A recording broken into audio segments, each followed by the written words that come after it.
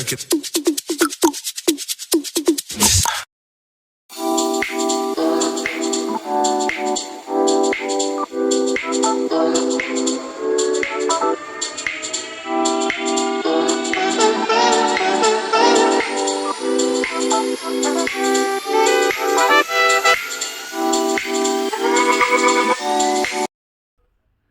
नमस्कार, welcome to B wow, always wise and words.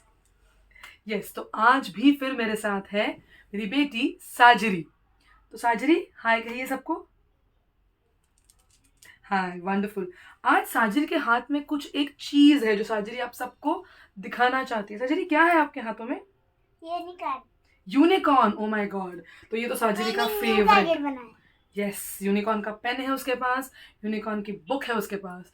Actually हमारा घर, अरे यूनिकॉर्न के बाल है मेरे पास। यूनिकॉर्न के बाल भी है हमारे पास। यस, हमारे पास सब कुछ लगभग यूनिकॉर्न का होता है। साजरी को बहुत ज़्यादा पसंद है यूनिकॉर्न्स। तो साजरी, आज का डे कौन सा है? सैटरडे मम्मा। सैटरडे। यस, तो हम सैटरडे को क्या करते हैं बीवाओ में? मम्मा क्या करती है मम्मा सैटरडे को बीवाओ में? स्टोरी बनाती है। वंडरफुल।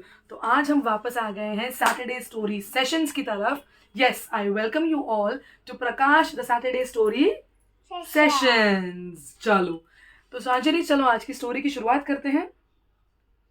करें? मुझे ये भाषा करनी नहीं, पहले स्टोरी की शुरुआत करते हैं। तो चलिए, आप और मैं मिलके सबको बताते हैं आज की स्टोरी। आज की स्टोरी का टाइटल है द फादर एंड द सन, या इसे थोड़ा सा और ब्यूटिफाई करके अगर हम स्टोरी का टाइटल कहना चाहें तो आज की स्टोरी का टाइटल होगा योर रियल वर्थ। तो चलिए शुरू करते हैं। ये स्टोरी मैंने बहुत दिनों पहले एक आर्टिकल पढ़ने के दौरान पढ़ी थी और मुझे ये स्टोरी बेहद पसंद आई थी और मैं तभी से सोच रही थी कि कोई एक दिन, कोई एक सैटरडे मैं ज़रूर इसे सैटरडे स्टोरी सेशंस के अंदर ज़रूर बोलूँगी। तो चलिए शुरुआत करते हैं द रियल वर्थ या योर रियल वर्थ के लिए।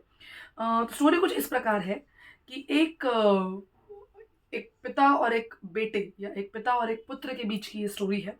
तो एक दिन एक पिता जो थे, वो अपनी आखिरी चंद सांसें गिन रहे थे। उन्होंने अपने बेटे को अपने पास बुलाया और एक घड़ी जो बहुत ही पुरानी दिख रही थी, वो पुरानी मालूम हो रही थी, अपने बेटे के हाथों में थमाते हुए कहा कि बेटा, ये घड़ी जो है ना, ये बहुत पुरानी है। मेरे दादाजी ने मुझे दी थी जब मैं बहुत छोटा था। तो करीब घड़ी 200 साल पुरानी घड़ी थी। अब बेटे को कुछ समझ नहीं आ रहा था कि दादाजी की दी हुई, मेरे पिताजी को जो मिली घड़ी थी, वो मुझे क्यों दे रहे हैं। पर फिर भी पिताजी थे तो उसने रख ली।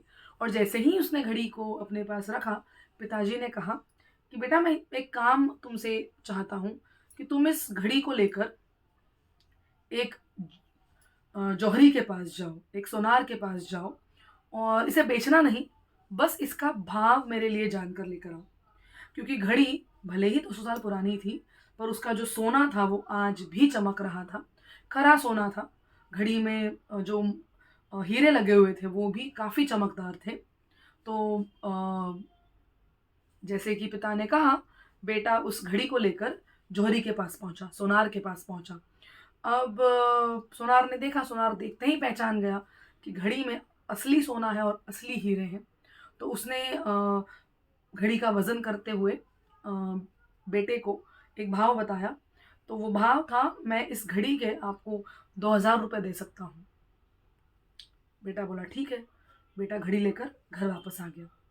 बेटा जैसे ही घर आया, पिता ने पूछा, तो बेटा, आपने घड़ी बेची? तो पिता ने जैसे बेचने को नहीं कही थी, तो बेटे ने कहा, नहीं नहीं, आपने कहा था सिर्फ भाव करके आई, तो मैं भाव करके आ गया। तो कितना भाव कहा था सोनार ने, याद है आपको साजरी? 2000। 2000। देखिए, साजरी को याद है। तो जो ये 2000 थे, वो जैसे ही उसने पिता से कहे, तो पता है पिताजी ने उसे आगे क्या कहा? क्या? पिताजी ने कहा कि चलो, तुम सोनार के पास जाकर आए हो, अब मैं चाहता हूँ तुम इसे कबाड़ी वाले के पास ले जाओ। कबाड़ी वाला पता है कौन होता है?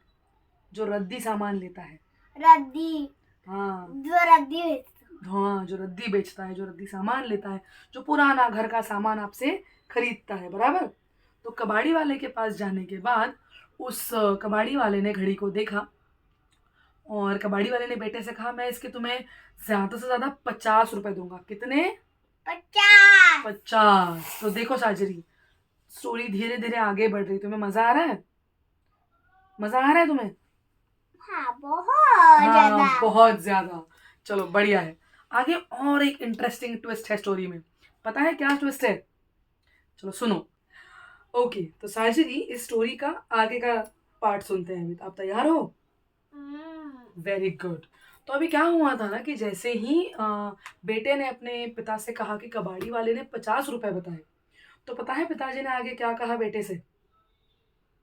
मैं बताऊं? जाके म्यूजियम में जाओ। हाँ, जाके म्यूजियम में जाओ। साजरी ने तो पूरा सस्पेंस ही खोल दिया। पर चलिए, कुछ नहीं है, मैं अपने व्यूवर्स के लिए बता देती हूँ कि स्टोरी में जो पिताजी थे उसने अपने बेटे से कहा, उन्होंने अपने बेटे से कहा कि देखो बेटा, मुझे पता है मैं तुम्हें बड़ा परेशान कर रहा हूँ, पर मैं चाहता हूँ कि तुम एक आखिरी जगह चले जाओ। और वो जगह कौन सी है साजरी? म्यूजियम। म्यूजियम। यस, उस शहर का एक नामचीन, एक जाना पहचाना म्यूजियम। उसके क्यूरेटर से मिलो और उससे पूछो इस घड़ी की कीमत क्या है। तो बेटा ऑफ कोर्स, जैसे वो पहले तो जगह गया था, यहाँ पहले सुनो तो, पहले इस जगह पे भी गया और उसने उस क्यूरेटर से पूछा कि बताओ मुझे इस घड़ी की क्या कीमत है। अब साजरी बताओ, घड़ी की क्या कीमत बताई क्यूरेटर ने? 2.5 लाख। और 2.5 लाख कितने होते हैं साजरी इंग्लिश में? बहुत बहुत बहुत बहुत। इंग्लिश में अमाउंट कितनी होती है? 2050। 2000 नहीं, 2,50,000। कितनी होती है? 2,50,000। 2,50,000। और ये अमाउंट जैसे सांजरी ने बहुत ही इनोसेंटली कहा है कि बहुत बहुत बहुत बहुत बहुत ज्यादा होती है। तो देखिए दोस्तों, ये रेट सुनकर या ये भाव सुनकर वो लड़का अपने घर आ गया। उसने पिताजी से कहा कि म्यूजियम में तो इसके मुझे 2.5 लाख बता रहे थे। पिताजी अपनी आखिरी सांसें गिन रहे थे। वो अपने बेटे से बोल पड़े कि देखो बेटा, यही है वो लाइफ का लेसन मैं जो तुम्हें अपने आखिरी सांसों में देना चाहता हूँ। वो घड़ी वही है, मेरे दादाजी ने मुझे दी थी, जो मेरे लिए प्राइजलेस है। प्राइजलेस मतलब इसका मैं कोई भाव नहीं लगा सकता, क्योंकि ये मेरे दादाजी से जुड़ी हुई वो याद है। पर जब तुम इसे कबाड़ी वाले के पास ले गए, उसने इसका भाव लगाया 50 रुपए। जब तुम इसे सोनार के पास ले गए, उसने कितना भाव लगाया था? 80। 2,500। याद है? 2,500।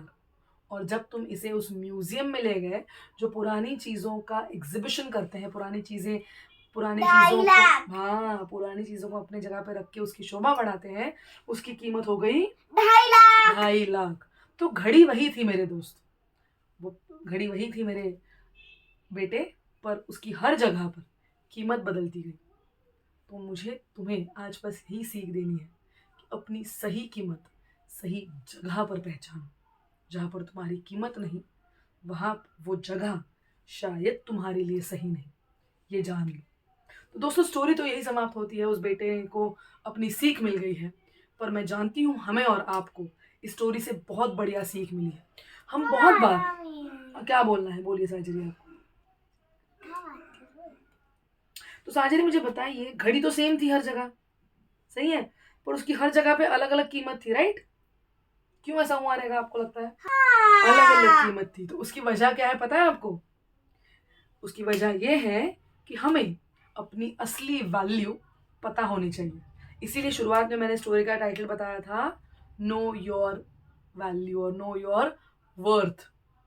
तो वापस दोहराऊंगी दोस्तों आप सभी के लिए, हम जिंदगी में बहुत बार निराश हो जाते हैं कि ऐसा मेरे साथ ही क्यों हो रहा है, मेरी यहाँ पे किसी को कदर नहीं, शायद वो जगह सही नहीं। सही जगह पे आपकी हमेशा कदर की जाएगी, आपको हमेशा नवाजा जाएगा। हाँ, आप जिस जगह पर हैं, वो जगह आपको जिस नज़रिए से देख रही है, जैसे कबाड़ी वाला उसको बस एक भंगार की नज़र से देख रहा था, या फिर एक चीज़ जिसके भाव में उसे कुछ मिल जाएगा, उस नज़र से देख रहा था। सोनार ने उस घड़ी के सिर्फ सोने और हीरों को तोला, पर उस म्यूजियम वाले इंसान ने उस घड़ी की उम्र को तोला कि 200 साल पुरानी घड़ी है। तो देखिए, उस घड़ी की कीमत सही सही किसने लगाई?